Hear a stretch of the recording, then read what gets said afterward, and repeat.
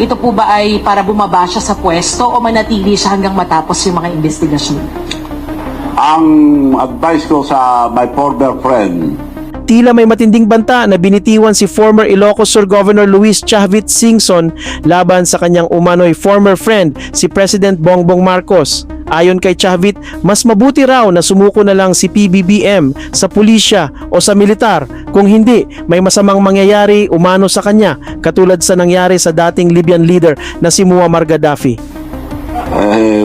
dapat sumuko na siya. Mas maganda kung sumuko sa pulis o sa military, wag niyang antayin yung nangyari sa Libya. The strongman of Libya, si Gaddafi. Matatanda ang napatalsik sa kapangyarihan si Gaddafi noong 2011 at pinatay ng mga rebeldeng humuli sa kanya. Hindi lang siya pinaslang, siya ay tinorture pa, nagkalasog-lasog ang katawan at halos hindi na makilala. Ano nangyari sa kanya? Taong bayan humuli, pinatay. So, Bongbong Marcos, my former friend, kausapin mo ng military o police, better surrender. Wala kang ligtas dito. Napakatindi nga ang galit na ipinapakita ni Chavit, isang notorious alleged plunderer at Duterte crony na lalo pang yumaman noong panahon ng administrasyong Duterte. At tila sure na sure talaga siya na mangyayari ang kanyang banta laban sa presidente. Ang tindi ni Mang Kanor. Hindi ka makakaligtas. Ang laki yung ginawa niyong kalukuhan. Imposible mapagtakpan niyo to. Imposible. Hindi naman bobo lahat ng Pilipino. Ang liwanag, maliwanag pa sa buwan. Hindi tayo papayag dyan. Hindi papayag mga Pilipino. I'm dead sure, karamihan ng Pilipino lalaban. Pero bakit niya sinasabi ang mga ito ngayon? Posibleng may kaugnayan ito sa planong malakihang protesta sa susunod na buwan ng Pebrero kung saan balak umanong kunin hindi lamang ang simpatya ng ilang religious groups kundi pati ng mga kabataan. Tahasan pang hinimok ni Chavit ang mga kabataan na mag-alsa. Sa tingin nyo ba, Gov, ay mas makabubuting ito'y taon sa February?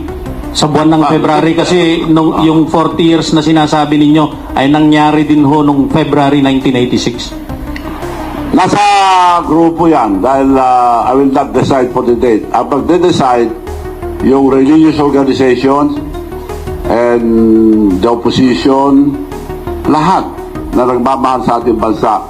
Tatawagin ko lahat at tawagan nyo rin ako, mag-iusap ako na sila mag-decide ang date.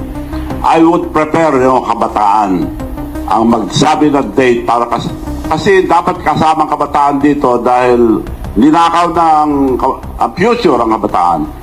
And I remember very well yung sinabi ang national hero natin. Sa dami ng sinulat, isa lang ang ano ko sa utak ko. Ang kabataan ang kinabukasan ng ating bansa. Yun ang sabi nung Rizal. Matatandaang noong una niyang panawagan sa kabataan, nagkaroon ng malawakang riots na involved ang mga kabataan sa Recto Mendiola area noong Setyembre last year na ikinasawi ng isang menor de edad at isa pang protester.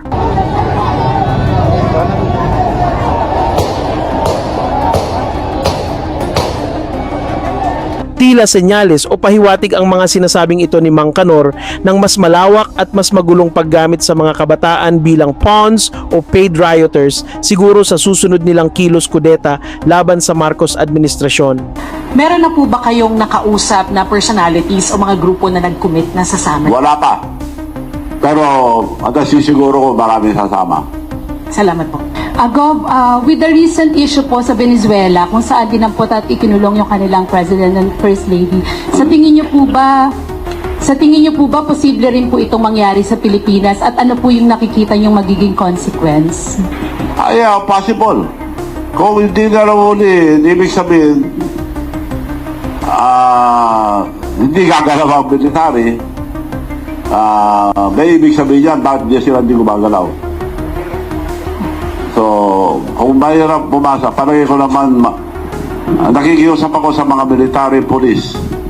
May mga anak din kayo. Dapat, I would suggest na from now on, mag-usap-usap muna kayo to General Browner lahat ng general ng military, mag-usap-usap po kayo bago kayo patawag sa Malacanang. Mag-iisip po kayo mabuti. That is my only suggestion. Also the police, headed by General Tatay Nartates, mag-usap-usap kayo mga general bago kayo patawag sa Malacanang. Baka kala another maglalagay uli sila pagka tinawag kayo sa Malacanang. So mag-usap-usap muna kayo. Si Chavit ay isa rin sa mga hinihinalang financier ng mga DDS protests at maging ng mga riot noong nakaraang taon. Kaya ngayon, nagpapanik na ba siya? Alam na ba niyang maaaring siya na ang susunod sa arrest list at tuluyang makulong?